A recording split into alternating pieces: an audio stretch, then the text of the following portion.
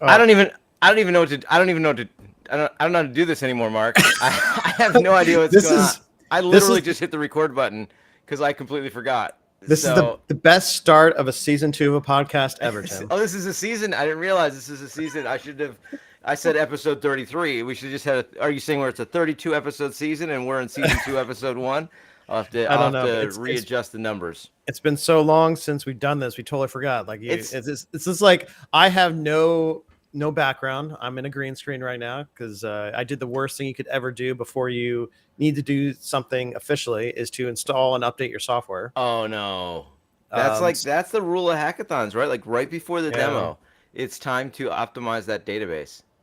So like yeah, I this week was the start of the my teaching semester, so Oh I yeah? could definitely kind of talk about that. But what happened was that I decided, oh, I want to use the green screen again because I'm not doing as many lecture videos. I'm doing one class online, so I was like, I just want to do it to kind of just to give myself a change and have a better lighting setup too, so I don't have to have some big lights around me. So I was working fine. And then all of a sudden I decided, okay, when I came this morning to turn on my computer to join you in this wonderful podcast, I got a little notice when I opened up OBS. Oh, do you want to upgrade to version 28? And I was like, ooh, version 28, 20.0. I was like, that must be a big thing. I was like, why not? You know me, I like to roll the dice and live dangerously. And this is the result of it. So what happened was that all the plugins, I get a little note, all the plugins are just got deactivated. They use, which is fine. I could redo the plugins. That's not a big deal. But the one default feature that I love in OBS is the chroma key. Right. So Is that now a plugin or something?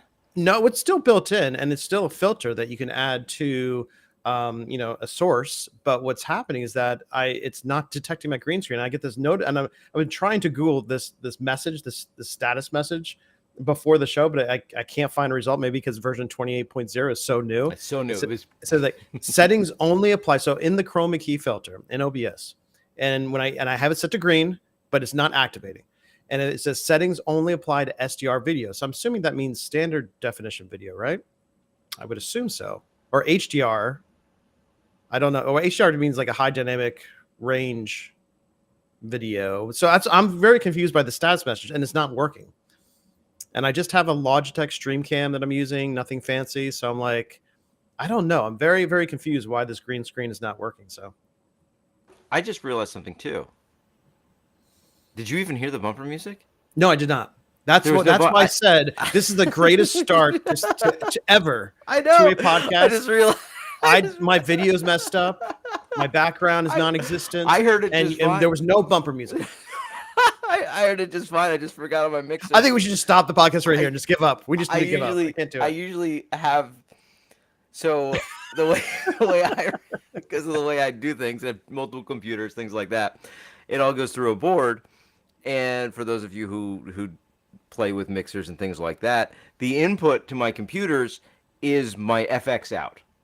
So on a channel, if I'm not pushing it to the FX out, I'm not pushing it to Zoom or something, which is great because that means by default, I can be on a Zoom call and maybe have a computer chiming in my ear or have some notifications pop up, but it's not going out of the Zoom call. But if I want to, I just turn up the I forgot to do that. So I heard it. I played with the volume. I didn't hear it. It'll be better. It'll be obviously for those watching live. It'll be better if you just listen to this first part once we get it up online, which I hope to do today. Because what's the first rule of podcasts there, Mark? To make sure you update your software before you do it. No. I mean, I thought you were telling me like you have to have a consistent schedule or something like that. I don't that's follow true. this stuff. Yeah, you're the podcast guy. Well, we should probably also talk about how we've taken a long break because we're coming back from the summer, and scheduling with family and vacations got to be a little bit difficult in July and August. So we took a pretty long break from doing this on a weekly basis, and so we're trying to get back into the schedule a little bit because yes, keeping a consistent schedule if you are trying to do a podcast is probably the one most important things to build an audience. And you know me, Tim, I'm all about building that audience of more than 2 listeners. So we'll see if we can get back on schedule. I'm retweeting the live show tweet with how many rules are we breaking here. I feel like one of them was I did not mute myself while typing. So that feels like that feels like a broken rule of podcast. Mark's podcasting with a green screen, Yeah. but like that you can see. I forgot I didn't have the bumper music mixed right. We completely took a break and didn't tell anybody about it. So all of our 3, 4 maybe loyal listeners were Yes, like, I "Where's know. the new episodes?" Oh, I just had a timer that told me I need to be getting something out of the freezer right now, but I completely hey, this is great. This is great. Chaos. Chaos. So I feel like someone could just they could make a good list of things to avoid just from what we're doing right here. So, But Tim, seriously though, how was your summer, Tim? how was my summer? Yes. Is it over? I guess it is, huh? I mean, it was good, I guess. We got to go on vacation. Took the camper out for what I feel is probably the last long vacation we'll be taking with this camper. I tweeted Has out it a reached picture. its longevity? Is it Yeah, I don't know if coming to the end? I don't know if I'm not tweeting as much as I think I used to. I put on Facebook.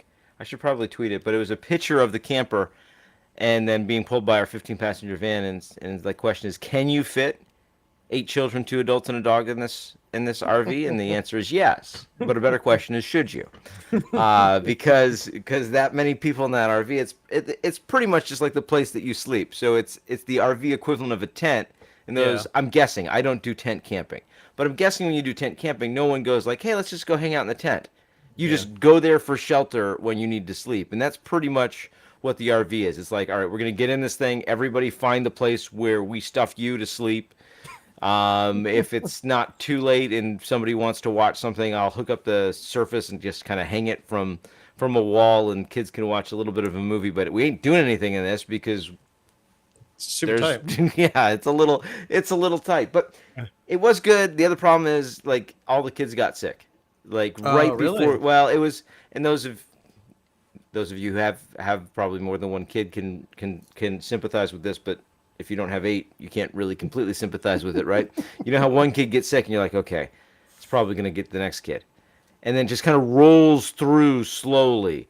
So that's what we had. We had some sickness the first couple days, and then just kind of rolled through everybody slowly. We were able to get better enough to go out and do some things. Especially with your sleeping accommodations, that probably definitely helped the They, situation too, right? yeah, there ain't no way everybody's not getting this thing. And but it's been a tough summer because like we've battled like I don't know, it's like this sickness that just won't go away. I feel like Oh, really? we keep reinfecting ourselves with a slightly different variant after it goes through the entire house, but hopefully we'll get over it. But no, we went out to Kentucky, Oh, and okay. camped right down the road from Yeah. the Ark. So Okay. we've been to the Ark before, but it's always been about 40 minutes away from wherever we were staying, Hmm. or more. So it would be like a day trip. It's like, all right, we're close enough. We'll go and we'll go for a day trip. This was nice because it was 5 minutes down the road. So we were able just to get up, go there, do some of the things. And there were concerts there every night. So we would go there, see some things, go to a concert, come back, go to bed, get up the next morning leisurely, and go out. It was my second oldest's birthday during that time, and they have zip lines at the Ark, and we were able to do the zip lines. Ooh, So that that'd was be that fun. was real fun. I think Okay. next time I might. We were tier 2. A couple years ago, we did tier 1 with her and her sister, and this was tier 2 at the Ark. And then there's a tier 3, which is even like a couple extra zip lines and the longest one they have. And I think that might be a thing to do another year because it was a lot of fun. It was a Yeah. lot of fun. I don't know. I haven't done a whole lot of other zip lines, but these are very long and they are over the trees. Do they have full on like ropes course, or is it Uh, just zip they lines? they do have a ropes course. We didn't do that, but as part of these zip lines, some of them you did have sky bridges to go from like Hmm. one I don't know what you want to call it, platform. Yeah, one platform to the other. And the guys were really nice. We would go over the sky bridge and then they would stand on it and shake the whole thing. And because these platforms are only on telephone poles, essentially, they're Yeah. just going back and forth. I'm telling you, they were not. I don't know. See, I don't know how that's long zip lines usually are. yeah. That's one thing. Like I can deal with heights, Oh but if yeah. I'm on a platform that feels shaky, Mm. and I'm not tied to something, like if I don't have like a safety cord or something like that, or net below me is something to keep me from dying, I get a little bit weird. Like I don't like being on platforms that are But would you shaky. be okay as long as you had the harness and everything? Yeah, oh, yeah. If I was strapped to Yeah, something, we I were don't we were care at all. strapped in. Yeah. That's what I Okay. love Yeah. because Okay. I see like contractors working Yeah. on framing and stuff, and just like, it doesn't matter that I'm 3 stories off. You know, Yeah. I'm standing right on this edge. I know I'm not going to fall. Like that would blow. I can't do that. I'd be like, Hmm. don't get close to the edge. But because I know if I fall, I'm going to get dangled here and just have to kind of Mm-hmm. get myself back up. It was great. You know, I was standing on the edge, leaning over, and you lose because you have that safety. Yeah. You don't fear everything else that's around you. That was not true for everybody. So Lucy, our second oldest, who we did it for her birthday, she liked the zip lines, but the platforms moving was not a. Yeah. She was I can understand that. not a fan of that, especially the Yeah. first one, because I was the first one up the stairs, and it was fine. And as I'm Yeah. getting up there, I'm like the whole thing's shaking. Yeah. I'm like, what are they doing on the stairs? And I look over. It's not them on the stairs. It's the guide going back and forth trying to shake the whole platform as the people come up this really tiny spiral Oh, staircase. So they're jeez. giving you that feel. But they were really long lines. I don't know how, if you go to a zip line place, how long they normally are. These were pretty long. Like you would have a good, I don't know, I'd say Probably depending how popular it is. Yeah. 30, 40 Yeah. second amount of Oh, you mean flying of things. how long the distances are you traveling? Yes. Okay. Yeah. Yeah. Yeah. It Yeah. wasn't like these short ones where you're just going back and Yeah. forth and in a close. They've got lots of space. So Hmm. you were going quite a distance. Like there, I took a couple of videos where you can't really see them. They disappear into the trees Mm-hmm. Oh, that's cool. because they're so far out. So it was a lot of fun. It All was a right. lot of fun. How was your summer? Not too bad. We went to Delaware a couple times. My Yeah. in-laws have a house down there. Did some boating, some fishing. So that was a good time with the family to kind of get away. So we probably spent I think all in all, probably about a couple weeks down there, but split between a couple trips. Down there, it's not too, it only takes like 3 hours to get down there, so less than 3 hours. So it's not that bad. So spent some time down there. Just getting my daughter, my oldest daughter's been working a lot. Getting my youngest getting her back in the mindset of going back to school and getting off the online train for virtual school and getting back on the on campus. Back to real school. Yes, Huh? that's been an interesting kind of journey, but she's looking forward. She had a good first week back at her school. So I think overall it got a little bit busy with some just kind of just family stuff, and then it's kind of getting back to school now. First week of school, first week of classes, which getting back in the saddle with that, which teaching about 5 classes, but I'm also teaching. I think I told you about teaching the object oriented with Python. So I'm getting back into that, and that actually had a first class session of that, and that was actually it was interesting because I really enjoyed, and I remembered how much I really enjoyed teaching just programming only classes, and because I try to all my web design classes, but I try to push the students as far as I can with the CSS or with the JavaScript here and there to try to push them to understand code better. But then when I can teach these computer science courses, I can really start pushing. But also, it's a stark reminder, something I've talked to you about previously, about how I have issues with the prereq education that these students have coming into my courses. So one of the first assignments So I asked, teaching object-oriented yes, programming using Python, specifically focused on building a game. Yes, and so also before a student should take this. And also, this is the first time they're learning Python too for most of the class. That's right. So before the prerequisite before taking your class is probably like, I don't know, functional programming with R. Yeah. So that's, and I'm not going to go down the road because we talked about that. How why did I choose to use Python instead of C++ or even Java or something, or just any other object-oriented language that they may have some experience with coming into this course with kind of struggling to learn a new language while also trying to learn object-oriented patterns and is not, I don't know. Anyway, but one of the first exercises that I asked them to submit, because I thought it'd be kind of fun, was like, show me something that you created previously in another course. Because there is 2 courses or 2 optional courses that are prereqs for this. So you have client-side scripting, so students are expected to learn like JavaScript in that class, and also I think like an intro to programming class, which is like CIC 115. It's like, and they should have learned, I believe C. I think they're still teaching C in that class, or C or C++. So, Okay. so I think they're doing that. So I asked them, okay, show me something from another class that you created that has to include code. Okay, so I just don't want to see a pretty picture. I want to see it has to have some code. I can submit me like a single text file. It could be a zip file with the whole project. I don't really care. Just show something so that we could review it together and kind of talk about your experience from another programming course coming into this course. So I have an idea of what languages you know or have some experience with, and also what your level of experience with. So I would say there's about 16 people in this class, and I would say about 80% of them submitted work from that client-side scripting class.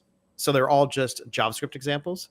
And they're all JavaScript examples where all the code was in line within one HTML file, CSS, JavaScript, HTML, mixed in all together in line. And I talked about, were you ever introduced to the concept of making your code more modular by separating at least your JavaScript out to a separate JavaScript file and then including it with a script tag instead of, and it was like, they say, well, the So teacher. you could just look at the code and not Yes. have to wrap your head around all Yeah. the context switching. Yes. So the teacher, they said like, oh yeah, the teacher, they brought it, they mentioned it, and it was mentioned in the book, but in the end, the teacher said, just keep it all together. It's a lot easier. I can just look at it in one file and it's fine. I'm like, oh my gosh. So, and then I start digging in a little bit more about what did they learn? Do they understand, basic programming concepts? Like, fortunately, I think everybody kind of knows about, variables, conditional statements. I'm hoping like you've at least got to get like this A little bit of variable loops. and I did this see is a some method. arrays.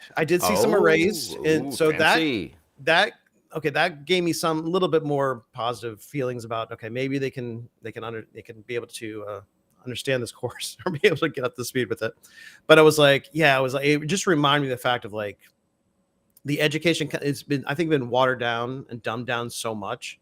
And then when they come to my course, where I'm expecting them to like say, and I told them from the beginning, like, I'm trying to, I want to approach all my courses in a very professional way, in a sense where I want to show you real world examples. I want to talk to you about ways to code and to program and to organize your project that professionals use, so that when you go out in the real world, you'll have some idea about that. And also you'll be more of a professional yourself. But then when they come to my course, they are so like, I don't know. I just wish they could just have a little bit more, just a little bit more knowledge or experience. So then we can even push even farther. But I don't know. It's kind of, but it was a stark reality, or a reminder of that when I was teaching them this week. But I think it's a good class. I think there are some students who I think do some programming on the side. Like they talked about their experience. Yeah, they have some of those students who have a lot of experience in high school, like learning programming in high school, which is great to see and great to hear about. And then they're also the ones that have some side projects here or there that they've done maybe over the summer on their own, and that's going to be great. There's only a couple of those, two or three of those, but overall, I think the group of 16, I think it is a good group, and I think hopefully it'll be a good course. But I definitely have some probably interesting stories that'll come out of it. So for those of you who are maybe new to this podcast, this section of the show is where Mark gets his therapy. He talks about the stresses in his life. It's true. And that was the whole purpose of doing the show. Yeah. So this is also why I don't know if anybody's picked up on this theme, but Mark may be looking to move outside of academia. Well, eventually, it is interesting. Where like I was getting back into the semester, it just also reminds you, I do love teaching. Like I do love my job. Like I do really, really like it. I just don't get paid for it. Are they making you say that now? No, I actually no. Well, no, I'll totally. It's like financially, it's just like it's not a good kind of. If I want to evolve or grow or to build out, or if I want, my wife wants to retire and just write books, something like that. So that we had to go from, let's say, a one income to a 1.5 income, right, or a partial income till she becomes a famous author. In order for me to evolve in that way and to grow from a financial standpoint, teaching is not the best route to kind of go into or stay in, I should say. What is important to note is that you can teach in a non-academic context too, right? Which I don't know. That's something it was big back in you're talking about like a training, like a professional. Oh, there's that. So there's that. I'm just talking about like, as you look at the dynamic of development teams and software development, I mean, there's for sure opportunity to mentor and teach in a context where it's not just one day a week, but Yeah. see growth from other developers and say, oh, this is a concept that I think is very useful. Let me show you, see you excel at it, and then be able to walk away and see you do that for others. So there's from a teaching standpoint, like I like to communicate things that I feel are important and valuable to others. There's more outlets than just. It also brings up an interesting question from your experience because of the company that you're working with now. How do you handle training? Like, do you specify like a certain period of like time? The employees have like, all right, you have set hours per week. You can whatever work through this course or go through this project, your own project to kind of learn a new framework, platform, API, or whatever. Or is it kind of just learning on the job, saying, okay, you're just going to build that into the development time of the project, or do you just say, oh, you have to do this on your own? Pick it up on your own outside of work. That's a great question. We afford a budget and time if you want to say go to a conference, or if you'd want to use that to take a course online, you can do that as well. We encourage, and this is where I think we will get more intentional. It's not something that we currently have the capacity to focus on, but once we do, I think we'll get more intentional about encouraging, hey, what are you doing every month to somehow advance your career, or just as a professional pick up a new skill or learn something new. We definitely allow it, meaning, hey, you can take so much time every month to do this. The only thing that we ask is tell us what you're learning, because we want Okay. everybody Yeah, else to that's your learn plan. from it, right? We're resurrecting a book club that we used to do, and it's going to be more focused, at least in the short term, on well, if we're a PHP language shop, that's what the application's written in. So PHP Architect is a magazine that's been out for years. I think you've seen it in the past. So we're focusing on, even today we're gonna have a meeting talking about one of the articles in this month's PHP Architect magazine. And then we're also looking at, and this, I'm glad you brought this up, this coming year is going to be the first PHP Tech conference in 2-3 years, something like that. So Yeah, and I was thinking about the same thing too, which I want to talk to you about, like kind of conferences kind of getting back online, because I also saw there's a Firebase Summit in New York. They're doing like a blend, like a hybrid, like you could join online, or it's going to be the first time in person in a while too. So Nice. and it was a reminder too of like, yeah, I really enjoyed, like, if it's can manage the cost of the travel or not, or actually, like I said, if you can find something on the East Coast you can just kind of drive to, and it's not too inconvenient to attend. Yeah, getting back to conferences, that's something that I was thinking about lately too. Yeah, because there's the value there comes from you get to learn from the people who are probably writing or very much heavily involved in whatever software they're talking about or whatever techniques they're talking about. So you can, and you can learn outside of your silo, right? It's not enough just to say, oh, on our team we have somebody who knows this concept, so we learn from them. But no, it's great to get outside influences and see how people are doing it outside of the context that you're working in. So there's that value from a conference. There's just the community aspect of knowing who to ask when you have a question, right? And if you're running into these people at conferences, you're like, oh yeah, I know that developer. I can reach out to them when I run into something, or I realize, hey, we're doing something a little bit different. We're going to go and we're want to explore this new technique or concept or whatever applied to our problem domain. Being able to say, I know because there's this talk that this guy did at this conference, I can probably reach out to them on Twitter and see, send me some more information, maybe at least just bounce some ideas off of them. So the value of not just the continuing education aspect of getting to a conference, but being able to take a team and have them build relationships and make connections that are outside the team.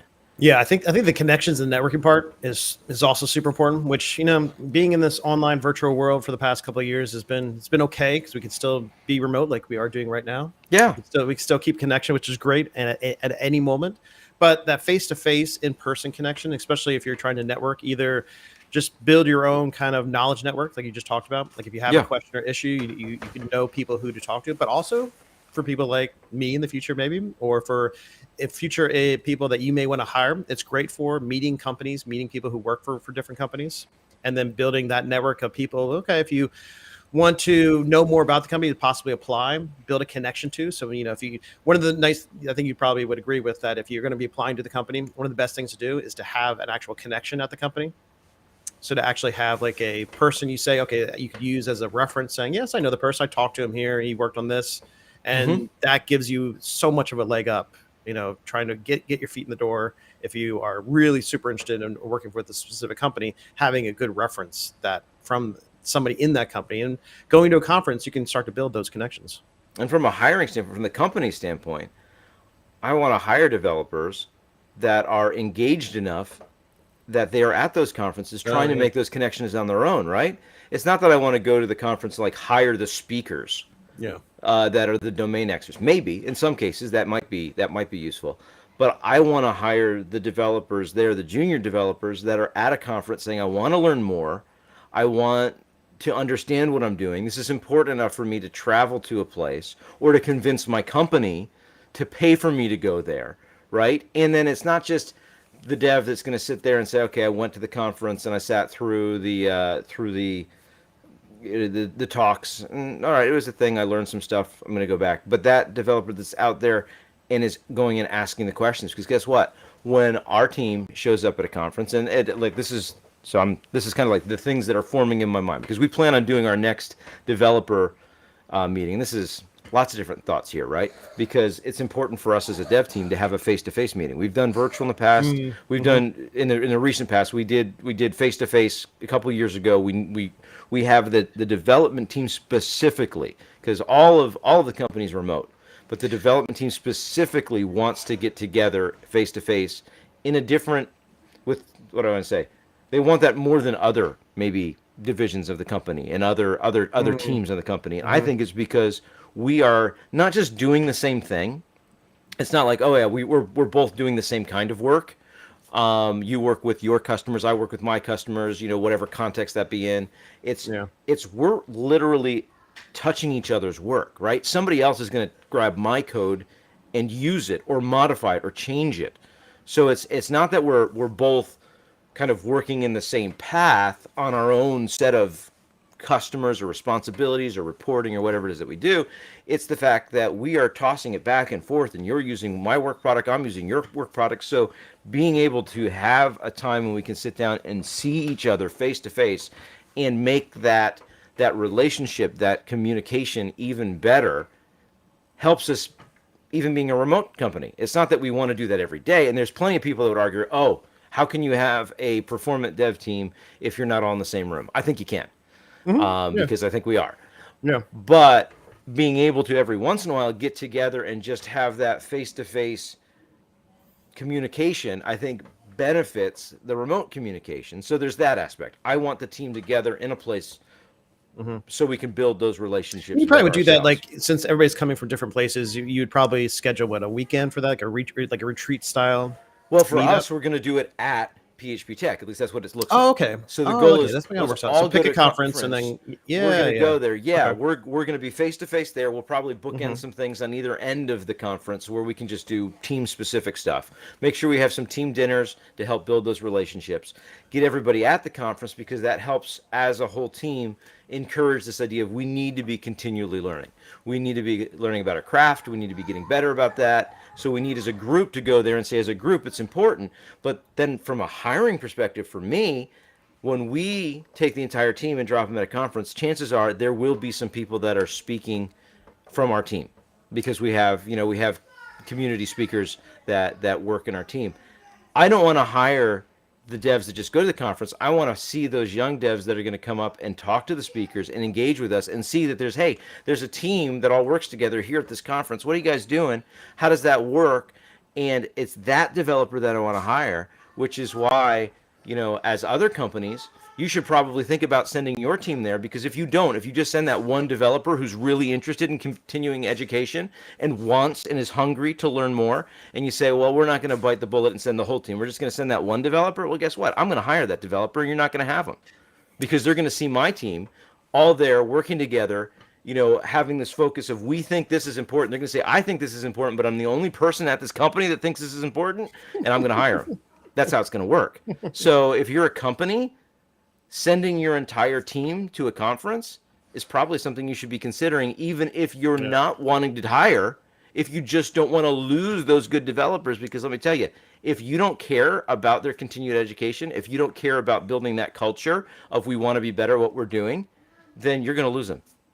You're going to lose them to me. You're going to lose them to somebody else. That was an epic rant, Tim. Was it? Yeah. We should chapter that up. We should chapter that up someplace. If we had chapters, we should. So you're talking about going that. to the PHP Tech conference, you said? Yeah, PHP Tech. It's going to be in Chicago. So for people that have been to PHP Tech before, historically it was in Chicago. It's in this. There are stories of this hotel, because if you know the PHP community, we like elephants. Not normally spelled elephants, but the little elephants that are behind. It's the best thing about PHP. Like, why could you not like a little stuff? Those little stuff. Yeah. So they were giving them away, and the layout of this hotel is such that there's a wide open kind of atrium, and all of the rooms face that. So you've all got railings, and you can just look down into the the atrium, whatever you want to call it, the center part of the hotel. Mm-hmm. They were taking the napkins, I think, and tying them onto the elephants and tossing them over. Like little parachutes. Little parachutes. Yeah, from like the 11th story, down to. So there's that. When I was there, that was before I was there. When I was there at Nexmo, we gave away little balsa wood planes because they're cool, and why not? Mm-hmm. And those also may have occasionally been flown from the top of that around there. So there's a lot of history at the hotel. What happened is the conference got bigger than it could fit in the hotel, so it had to move away. But then what also happened was a bunch of other things that made it hard to get a lot of people at a conference. So now I think moving back is going to be really good. And for a lot of us who were there for years in Chicago, it's really nice to be back in Chicago. Does it move from city to city, or does it stay? It had been in Chicago for a very long time until, like I said, the conference got bigger than we could actually fit in that venue. Well, Chicago's interesting because it is central, So it is. If you're coming from the east or west coast, it's kind of a central location. And internationally. Yeah. That's the other thing. It's an international airport, and Tech historically has pulled in international speakers. It's just a rough time right now, so I'll It is not. Just be careful, Tim. The conference is not in Chicago. Wait, it's in Chicago. It's not in Chicago. Why does it say Chicago then? It's a mile away from the airport, and if you know the layout of Chicago, that's not in Chicago. But we would usually grab the metro and take a day trip in there to get some deep dish pizza or something like that. So yeah, if you're thinking, I mean, if you're a PHP, well, here's the other thing. Let's just talk about this. Being engaged. You sold me on the conference, even though I'm not a PHP developer. I'm like, it sounds like fun. We do JavaScript too. You're more than welcome. Oh, that's true. You're more than welcome. That's true. Yeah. But like from an individual developer standpoint, the impact on being engaged with the PHP community and what it has meant to my career is ridiculous, right? So if you look at my career, what have I done? I was a contract developer. Then I worked for 5 years as a developer evangelist for Nexmo. Then I worked for a year at a startup that ran out of money. And now I work as a contractor at Phone Burner. They're kind of my main client, but I'm still a contractor. Mm-hmm. But I also went from, those who maybe know me a little bit in the PHP community. I'm not as well known as a speaker as other speakers, but I've spoken at many conferences. Part of that was because of my stint at Nexmo and wanting to engage with more developers. But all of that is because of the community. So once upon a time, many years ago, there's this company some people may have known of, known as Twilio. And I ran across them back in 2008. Mm-hmm. And if you know Twilio's timeline, that's when they were just starting. I wanted to do some SMS stuff, but they didn't support SMS yet. So I started playing with their application. They had some developer contests, which was a brilliant move by John Sheehan and Danielle Morel, who were doing the DevRel and marketing at that time. And I won a couple of those dev contests, which was great. It made me feel good. I got a little netbook. I think you may have remembered me winning some of those contests. Yeah. Which then resulted in Twilio inviting me out a couple times to show me products they were launching. And at one of the times that I came out and was looking at the products that they were launching, which was, if you know what Twilio offers, it was their product launch Twilio Client, which is their browser voice connection. So you can kind of dial into Twilio's system using your browser and then do anything you would want to do with normal phone calls. They were demoing that. I went out and I met a couple of new developer evangelists that they had just hired. And we were in a room because Sheehan got us in a room to talk about the Twilio SDK clients, because the community had given a lot of feedback on things that we'd like changed. So he got a bunch of us that had given that type of feedback together, and we were talking about some things. And I said something that just piqued the interest of one of these new developer evangelists. Talking about a library in the Zen framework. You know the Zen framework, right? Specifically the way the forms in Zen framework worked. And that kind of got him thinking, because if you remember forms in Zen framework, and they're still kind of, I think, the same with Laminas, there's some complexity there. Not a lot of people there's nothing heavier than the .NET framework than the Zen framework. It's very beefy. There you go. There you go. Now Laminas. So let's now, and it's now actually split apart a lot more into a lot more component friendly, I think, way to use it. So I think that went a good direction. That was interesting. Going back to that with the Zen framework, Rich, I liked using it as a full-on framework, and you like to use it as a component. As a component-based framework, you like to take pieces back. Well, now I always felt that was very challenging to use it just as like a component framework. That's why I always fell back to just building the whole project with it, because it was just easier to deal with, I guess. It was for Zen Framework 1 for sure to split that up as a component library. I think Zen Framework 2 started making it easier, if I'm not mistaken. And then now this Laminas, they are split apart. It's like it's really easy to treat as component libraries because they're almost offered that way. And let's just take a step back and say, from a PHP community standpoint, the introduction of Composer, the package manager, and the way that it works has had such a good influence on being able to do that. It's hard to overstate the impact of Composer on the PHP community and the and the way that we interact with frameworks and libraries and what that has given us. But anyway, I'm there at Twilio doing this, seeing this product demo that before they release it. I talk about Zen framework. That piques the interest of one of the devs there. His name was Keith Casey, and he's like, "You're a PHP developer and you're doing this Zen stuff. You'd be interested in this. You should come out to this conference that I run called PHP Tech." And at that time, I was like, I cannot pay that much money to go to a conference. I am but a poor contract developer who would also need to buy a ticket and a hotel room. So I was like, I can't do that. But that sounds really interesting. And I see that you're also doing these conferences on the road and going to different cities. So let me go to one of those that you're doing that's close to me, like down in, I think it was in Baltimore or something like that. So went there, met some people, was like, this is great. And then when I started working for Nextmail, I'm like, I need to be at conferences, because this is, and the one conference I'm going to go to is PHP Tech for sure. So that's how I got to PHP Tech. And then it says, well, let's start trying the speaking thing, start speaking.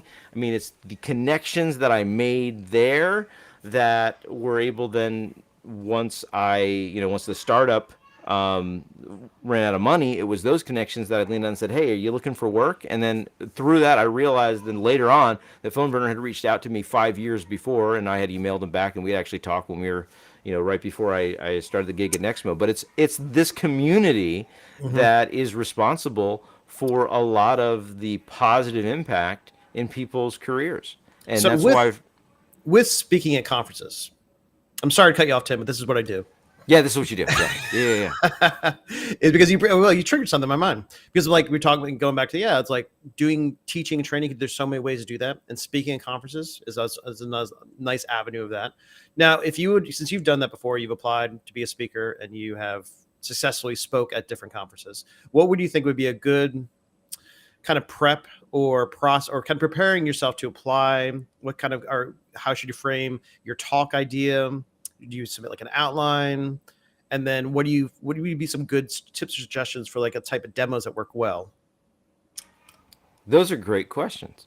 Well, just because, like I said, I would have learned, because I'm like, that's something I thought about. I never had to I could have done it, but I never really pushed myself but I'm thinking maybe in the future now, I'm an academic. Maybe that's a good route I should probably take. I would, if that's what you're looking at, you're saying, hey, I want to get my feet back into the non-academic waters. Yeah. And like, to me, a good way in is to then go speak at some conferences, like that Firebase conference. So what does that process look like from like applying to? For the Dig it in. conferences that I tend to speak at, they do a call for papers, which is give us your Mm-hmm. ideas, and those Mm-hmm. usually are asking for a summary of your talk, and It's like that a is 1-page write up. Is that it's or less than 1 page. I oh mean, really? some of Okay. them the limit's like say I don't know 400 characters, Okay. so maybe it's a little bit more than that. So a very I've low bar from a content perspective. You have to. right. It's no, Yeah. we don't, and maybe other conferences is different, Mhm. but it's like sell me on the fact to why I should sit down in this talk. Okay. And usually they have another section that's like, oh, this is for the organizers. So let me give you some background. A lot of times they'll say, hey, link to some other talks that you've done, or Mm. some conferences that you've been at. Mhm. And for us in the PHP community, there's Joined In, and Joined In is a place where we put a lot of our conference talks and people rate them. Oh. So me being able to point you to my Joined In profile can say, oh, he's got decent ratings on his other talks. So if an organizer isn't familiar with who I am, that can say, oh, yeah. And especially when I was starting speaking, getting that feedback early on was super helpful because I was able to say, hey, yeah, this is basically the talk that I gave at this other conference. And then you can look at it and see, oh, a couple people rated it, and they at least rated it, reasonably high. It's What is this web? joined.in. Join.in. Okay. Joined. So it's Joined. Gotcha. joind.in. Yeah, I've never I been. I've think. never been there. So let's see. So, I mean, anybody can put their conferences there. It's just that the PHP community, since it's an open source PHP project, tends to have coalesced around Joined In, as opposed to like Lanyard has some of the same features. And even some conferences use something like Lanyard Mm-hmm. to do their call for papers, and you would just Mm-hmm. submit your paper there, and Lanyard then makes it really easy to resubmit it because you already have it in there. You're just like, oh yeah, I'll submit that talk. Different conferences have different expectations, but what really enabled me to start speaking was the fact that PHP Tech, I don't know if they're doing this year, but a lot of these PHP conferences used to do what they would call an unconf. And if you're familiar with the unconf concept, Mm-hmm. unplanned, there's no schedule, there's just a board, and you write, hey, I'm going to give this talk at this Yeah. time. Yeah. And it's going to be in this room. And it's a great way for new speakers to go to a conference and say, I've not been accepted to anything, but I can give this talk here, get some feedback, and then It's sort of like open mic night. kind of, yeah.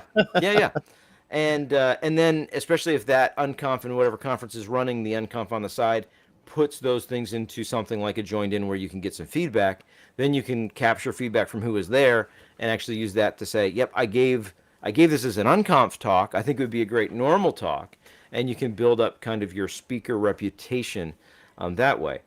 Anymore though, like if you're doing some maybe YouTube videos that are talking about it, I feel like that's not what I have done, but I feel like that would be a great path to it as well. And there's something else that was in my mind. Oh yeah, your local user groups if you have one, doing the talks there and getting some feedback there can be a good way to start down that speaking path. But for someone who's teaching like you, I mean, you're already doing these essentially. Oh man, it just feels like I'm going to repeat this cycle, Tim. I'm going to find a user group down in Philadelphia. Oh no, not this one. All the way down. I'm going to go all the way down there, do it a couple times. Thinking, I hate traveling this far. I wish I could have a user group here in the Lehigh Valley. Start well, fortunately, there is. Find the somebody guy like who you. runs it just hasn't done anything with it for a while. And then I try to start up a whole new network because I want to find a job. That's basically what happened. that is. How'd that job work out for you? It's a startup that ran out of money, Tim. You know about that. So anyway, yeah, that's that. Well, and also the continuation, like the last thing I asked you was like, what do you think of the demos or presentations that you think really, really work well at a conference style What demos? Or I mean, I early on got feedback to stop doing the live demos okay. because I do live demos because they worked. But the feedback I got from more seasoned speakers was, but there can be technical issues, and then you don't know what you're doing. It's better to do videos. Mm-hmm. So like pre-recorded. I never stopped doing live demos. So they're saying to do pre-recorded kind of code. Yeah, editing, if you want to show it, do it pre-recorded. Yeah.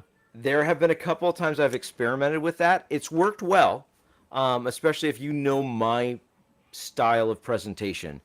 It's worked reasonably well, and I was able to show the relationship between like running a terminal command over here and the output over there, and I could do it with pre-recorded video. Takes me a ton of time to prepare that, Mm-hmm. and the truth is, for most of my talks, although I was told don't do the live, what if something goes wrong, I kept doing live demos, and I feel like if you spend the time making sure you know what you're doing with your demo and you are all self-contained on your laptop, and you have a high level of confidence it'll work, and you've worked through it, that is a great way to do it because you're then connecting with the audience. Like if Yeah. you're trying to teach a concept, you're connecting with the audience, and you're able to make either not a mistake, but make a change and say, yeah, see that, and then I'll change this and see that. Yeah. You Well, wouldn't do that in a video. it is an interesting balancing act because that's one thing that I love about teaching in a classroom. Because Well, when I do demonstrations, I usually I'll prep the demonstration beforehand so I have an idea. Or if I've done it, let's say I've taught for over 10 years now. If I've done something like 50 times, I actually prefer to go in with like very minimal like prepped and then just do it live with them and then talk it through to show my process. But like I said, it's a balance act where like you also don't want to be too, I don't know, too detailed in a sense where like for stuff that like, or maybe you should have a little bit more prepped so that you don't have to, or have too much, a little bit more boilerplate code in place. So you can kind of jump right into the core concept rather than kind of starting from scratch or from a very early, for a very minimal setup. But that is one thing I love about teaching. Like, I love kind of the on the fly, talking it through. If an issue or question does come up, then I love kind of like, maybe pausing a little bit and kind of, assessing what what maybe people aren't understanding and that's the one thing. try to explain it maybe a different way. That's the one thing that has worked out really well for me. I'm not saying it should maybe work out for everybody, but for me, I like taking questions during the talk. Like, just stop me. Like, Yeah. I want you to be engaged. That's what I want. And I think there's something about when we're doing live examples, and not every talk needs live examples, right? I do a whole talk on hypermedia, which I think is, in my opinion, it sounds really weird because I'm tooting my own horn, right? But I think is one of from other talks that I've sat through in hypermedia, the reason why I prepared mine was because I didn't feel like they communicated the concept in a way that was approachable and practical. Now, when you say hypermedia, what do you Hypermedia from a term of API design. Okay. The big acronym is HATOS. HATOS. Hypermedia is the state of application. No, hypermedia is the engine of application state. And there's a lot of theory. It's all about the Roy Fielding. What is really a RESTful API? Hypermedia is core to that. And I feel like there's a lot of concepts that then fly out when you talk about hypermedia that are not actually useful and not practical. And so I like giving this talk because I think it's really useful, and that there's a gap in understanding, and at least from on the conference circuit, a gap in explaining. So that said, I don't do any live demos there. It's just all information. And talk about hypermedia would actually, just the name of it would be good, because like I said, I'm kind of curious. How is this like an old kind of term, or that's what I'm kind of curious. It's the first time hearing it. Well, hypermedia in terms of API design, Yeah. just was, in essence, it says stop telling clients how to make links and instead just provide them with the link. That is it in a nutshell. That's the talk. Now, then I go into showing how that's practically applied. Yeah. But that's a talk where I have no live demo, and that's fine, right? It's just all information. There's a lot of great examples. I think there's a lot of good things to kind of grab your thought process and challenge the way you're thinking about API design. But back to what you were saying about going in there and getting the questions, getting doing it kind of live. You can have great talks that engage that don't have live demos. You can also have concepts that are very much better explained, at least from a programming concept, when you have a live demo and can see the code and can see the code changing and can see the output. And I think the value of a live demo versus a pre-recorded kind of demo of exactly the same thing is a little bit like why we go to a circus and we watch the guy get shot out of the cannon, or we watch the tightrope walkers. It's like, it could fail. I'm engaged here, and I'm rooting for them to win because there's an element of danger. No, it's not the same danger, but it's like I'm doing a demo without a net. This may fail, right? So that idea gets, I think, your audience engaged and invested in you being successful at what you're doing, which is what you were trying to show them how to do. So I feel like live demos, yes, there's danger, and you need to know what to do if they just fail. And you need to have a plan for what to do if they fail. But I think they are a very useful tool at engaging your audience and making them a part and making them invested in your success. So I think they're a really, really useful tool. So so a good definition I just read about this hypermedia. I've really got me like thinking about this. Control of the show. Yeah, because I do like it now. I'm like, and maybe I have just used it. Maybe it's just a pattern because of but just the definition. I never heard about the definition before. So hypermedia APIs are focused on representing the state of the application rather than the objects or functions that affect the state. So I like that because that goes back to where we're talking about back in the beginning of the summer. Didn't we? One of our shows, do we talk about state-based programming or something? I can't remember. That was something that we did event sourcing. Event source. Yeah, event sourcing. I remember it took you through some event sourcing. And we could maybe do another show and talk about hypermedia a little bit. The talk that I give is hypermedia without the hype. So it's very, very much focused on the practical. Because you'll get a lot of theory, hypermedia as the engine of application state. Okay. But from a practical standpoint, how it applies is a lot more simple than the theory, and the practical value, once you wrap your mind around that, and especially then what it leads to as a couple next steps, is pretty useful when you're building APIs that clients are going to consume, especially like if you're doing your own internal APIs and trying to iterate quickly on it. We've adopted a bunch of patterns that I think are going to pay off very well for us on the API design side of things. Well, you are the API guy, Tim. Well, I've done that for a while, but that's your thing. Yeah, you never could secure the Twitter handle, but that's what you are. Yeah. There's plenty of people that whose persona is far more API than me, but yeah, it's something that has always come along with me. That's for sure. So, but there you go. There's a show about why you should go to a conference, I guess, and why you should speak at a conference. Well, I think it is, like I said, I think we're all getting back to normal. And that was a nice thing too, going back to school. It was seeing the college full again. It's like COVID never existed, Tim. We're back to normal. Right? Back to normal, huh? But it is good. It is good to see, people kind of being with other people again, which is something that we've been lacking. I think that human connection, I know I've been missing, and that's why I miss speaking to you each week, Tim, because I need that some type of human connection. Like my wife and I talk about how she's as she grows older, she's actually finding she's more of an introvert. As I grow older, I find I'm more of an extrovert, even though I kind of have introverted tendencies here and there. But the energy that you get from being with other people, I build off that. That's why, like when I had working for companies, that's one thing I've enjoyed the most is working in a team with other developers, other professionals who are good at the job, and having a relationship with them and being able to do that. When you're working remote by yourself, I find I'm not very good at that. So I find if you can find a good team to work with, and I think to be able to bounce ideas off of and to collaborate with, that's something that I need. And I think going to conferences, or in my case, getting back to school and being with other students, or teaching with other faculty, I think it's something that we all need. I think on some level. Yeah, you can. I mean, when you say working remotely by yourself, you can totally work remotely with a team and get that collaborative feel. Yeah. As well.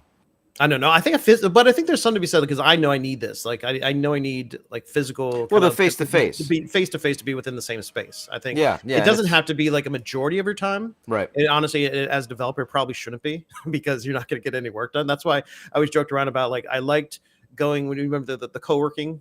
Oh, you go to the co-working space, but you wouldn't get anything done. Well, that's the thing. Yeah. I would love going to the co-working space to see friends, to talk, to chat, to see what they're working on, share screens. We kind of just, chat and kind of bounce out, but I wouldn't get anything done. But I loved going to a coffee shop, not knowing anybody at the coffee shop, or purposely intending not to talk to anybody at the coffee shop, but just being around people. Right.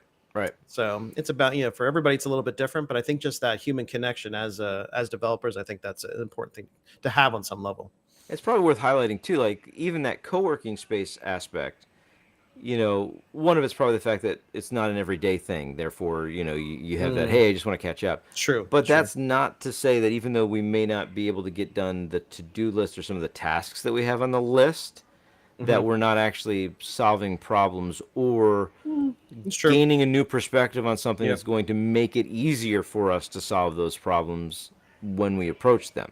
So there's certain benefit from that, but for sure, I think finding that balance between, we've got the who was it, Joel Spolsky? Yeah, Stack Overflow co-founder, right? Mm-hmm. Like every programmer needs an office. You've got that, right? Yeah, Like so we can yeah. just close it out and just focus on what we're doing. Yep, got that.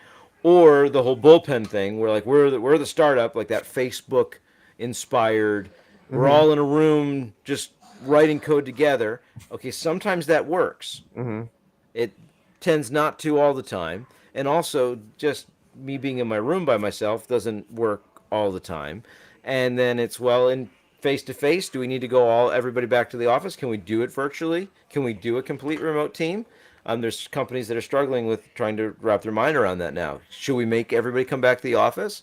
Companies like PhoneBurner aren't, because we never had an office. We've been doing this since we've been doing this. But finding that balance, because each one has its benefit, and figuring out how to leverage it to benefit us is kind of the key, because none of them are the perfect solution. That's for sure. Yeah, that's true. It's a combination. Yeah. I feel like there's something else But I was going to go there. I and love it's- also like being in your house. Must sound like you're never not away from people. Oh no! I mean, you can probably hear you can hear the kids It's like downstairs watching something. as the show's been going, it's been getting a little bit louder as Yeah. So, I definitely do not have the soundproof studio up here. That's for sure. Yeah. So, are you? What's your plans over the next? Do you have anything interesting like that? I guess you can't talk about releases or anything interesting at work that you're I doing? mean, we only got 3 minutes left here. We'll give you a little preview because Tim, we are going to get back. We are going to get back in the pattern of this, right? We're supposed to bring a topic. I feel like I brought a topic. It was called "Going to PHP Tech and Why You Should." It was great. It was great. But besides the beginning of the show, it was great. No, I'm just curious. Do you have any kind of big projects that in the coming months that you're working on? For us, really, as a team, it is just working on our process so we can deliver things faster. So we are changing things about the way that we work on features and discover what we should be doing, and slice and dice that, so that we can be a little bit more agile in what we're doing. So that's the current goal that we have. And in terms of software releases, you are right. I probably can't talk about any of the things that we're doing. Probably shouldn't. But we're doing great things. We're doing really good things. We have this feature that is going to blow your mind. That's going to be out in 2 weeks. Would I say? Which that? I was thinking about your company too. Is there? I know we're going to run out. No, there was a feature that's going to blow your mind, and it's going to come out in like 2 months. That's what I was expecting you to say. Yeah, no, maybe. I mean, I can't confirm or deny that, Mark. I was actually thinking about this to be topic for another show about how it's also during the summer, during the time we weren't talking, about me just wanting to leave all social media in general and delete all my accounts and also get a little. I've always been a privacy type advocate. Yeah. But even get away from Google Voice. And could you? I thought about your company. Could I actually use your company as like a Google Voice alternative?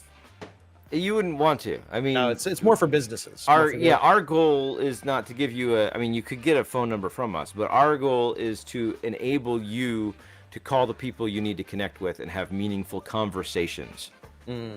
So I need to work on that. Unless you're trying to call a bunch of people, and have meaningful conversations with your students. No, I just want to have a phone number that I could give to people that I don't want to talk to, and then I could just know that they're calling me but not respond to them. That's all I really want to know. I would feel like you would just find somebody else's phone number. Just find somebody else's phone number and give them that phone number. That's what you should do. So, but I guess that's next week. So next week we're going to talk about how Mark wanted to delete all of his social media accounts, buy a cabin in the middle of nowhere, and maybe get a Starlink so he could still check his email. I don't know. Am I nailing it? Pretty close. Pretty close. All right. Well. Are you going on vacation next week? No, I'm here. What do you mean? Okay, I don't think I'm going on vacation next week. Yeah, So we're we may good. actually have a show We're next good. week, We're folks. good. There may be a show. I'm not- same time. Fridays are for you, Tim. Friday. Friday. What is it? Is it 10 o'clock? Yeah. 10 o'clock Eastern. Dev Friday. As long as I can wake up for it. That's the biggest. That's right. biggest It issue. is a little bit more subdued than it was when it was in the afternoon. I feel like we're not Yeah. quite as That's true. It takes a little bit to get into caffeinated it by this That's true. time. So we'll see you next week. Enjoy the show, and you know what? You should go to PHP Tech.